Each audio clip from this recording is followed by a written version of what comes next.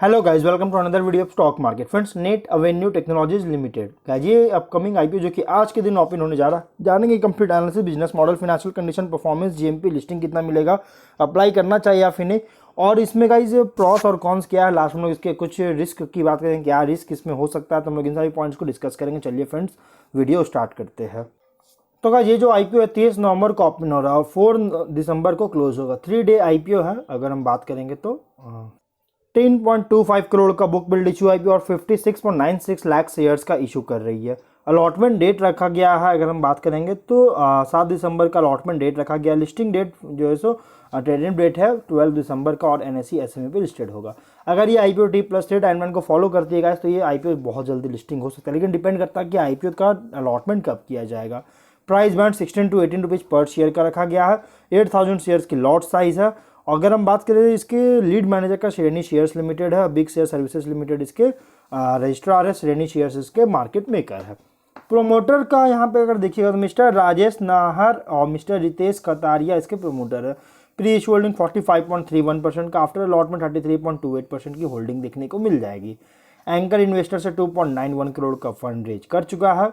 अगर हम इसके बिजनेस मॉडल की बात करें तो 1998 में इनकॉर्पोरेट किया गया था, जो किससे पहले इसका नाम था नेट एवेन्यू इंक्लूसिव, और बाद में इसका नाम था, और बाद में इसका नाम चेंज करके नेट एवेन्यू टेक्नोलॉजीज लिमिटेड कर दिया गया। जो कि ये company direct to consumer business में जो है मतलब कि online digital direct to consumer business में जो है इंगेज है, और ये इंगेज है गाइज एथनिक वेयर और एक्सेसरीज के लिए। और यहाँ पे कंपनी जो है स्टार्ट किया था गिफ्टिंग पोर्टल के थ्रू, chennaibazaar.com में जो है सो एक तरह का गिफ्टिंग पोर्टल है, इसके थ्रू कंपनी स्टार्ट किया था, जो कि one of the first Indian gifting portal था, और जो कि ऑफर करती थी गिफ्टिंग सॉल्यूशंस का इंडियन लाइविंग को, जो कि इंडियन जो अब्रॉड में रह रहे हैं इंडियंस, उनके लिए मतलब कि उनको जो है सो गिफ्टिंग सॉल्यूशंस ऑफर करती थी। और यहाँ पे कंपनी जो है अपने इस ऑफर जो सी बाज़ार जो है इसका जो है मतलब कि वेबसाइट है cbazaar.com और ithnovog.com को भी जो है सो लॉन्च करके लॉन्च किया और ऑफर करती है, जो कि डाइवर्सिफाई किया अपने ऑफर, जो ऑफर कर रही है उसको डाइवर्सिफाई किया, इंडियन एथनिक को जो है सो डाइवर्सिफाई किया गया है। और यहाँ पे अगर देखिएगा जो कि इंडियन एथनिक क्लॉथेज और ज्वेलरी प्रोवाइड करती है, उसके लिए मतलब कि जो है सो डाइवर्सिफाई किया गया। यहाँ पे सी बाज़ार जो है एक global Indian ethnic fashion brand है, जो कि स्पेशलाइज है direct to consumer online retail में, जो कि प्राइमरी जो है सो प्राइमरी मार्केट्स जिसमें इंक्लूड है यूएस, यूके और कनाडा। और इथनोवोग जो है ये एक तरह का ऑनलाइन एपरल स्टोर है, जो कि ऑफर करती है साइज इंक्लूसिव और बजट फ्रेंडली फैशन चॉइसेस का वोमेन, टीन्स और किड्स के लिए। और नेट एवेन्यू टेक्नोलॉजीज जो है ये प्राइमरली जो है सो साउथ एशियन कंट्रीज़ को केटर करती है। और इसके अलावा कंपनी की जो क्लाइंटल्स है इसमें इंक्लूड होगा कस्टमर्स है अलग अलग कंट्रीज़ के कस्टमर्स, जैसे यूएस, यूके, ऑस्ट्रेलिया, कनाडा जैसे कंट्रीज से इसके पास कस्टमर्स आती है। कंपनी का यहाँ पे डिस्ट्रीब्यूटिंग पार्टनर्स भी है, जिसमें है इंक्लूड है मिंत्रा, नाइका, आजियो, ऐसी कंपनी जो ई कॉमर्स कंपनीज जो है सो इसके डिस्ट्रीब्यूटिंग पार्टनर्स है।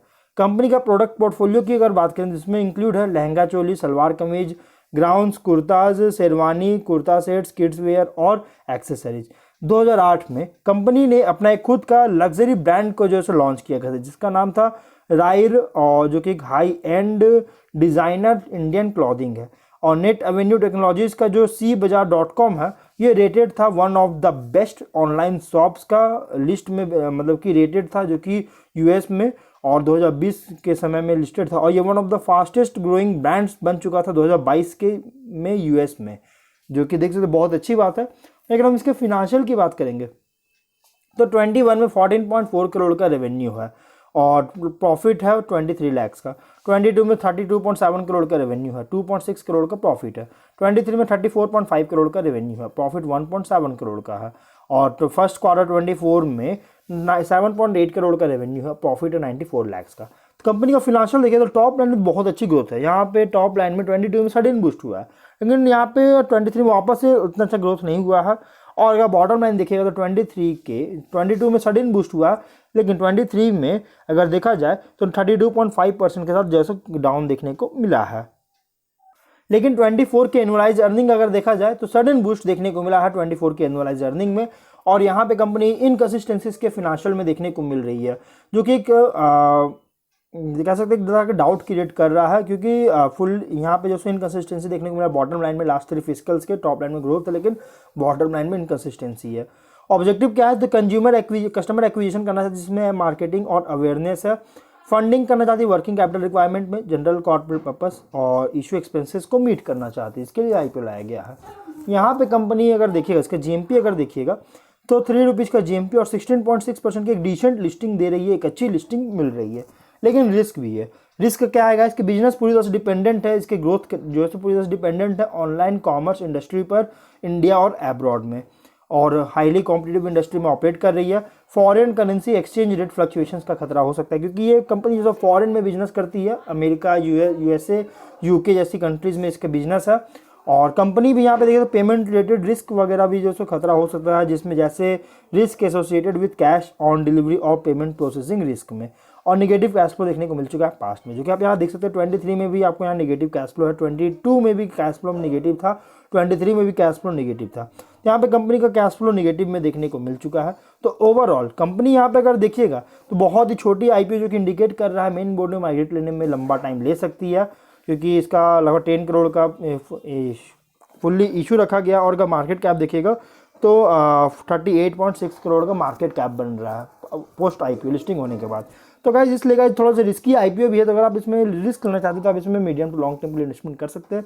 लिस्टिंग भी एक अच्छी मिल रही है, डिसेंट लिस्टिंग है, आप लिस्टिंग के लिए अप्लाई कर सकते हो। लेकिन आप देखना ये है कि कंपनी क्या 3 दिन का आईपीओ है, तो इसमें देखना है कि इन्वेस्टर को ये किस तरह से अट्रैक्ट करती है। तब हम लोग वीडियो कहीं पर एंड करते हैं। अगर कोई डाउट हो कमेंट बॉक्स में पूछे। मिलते हैं नेक्स्ट वीडियो में।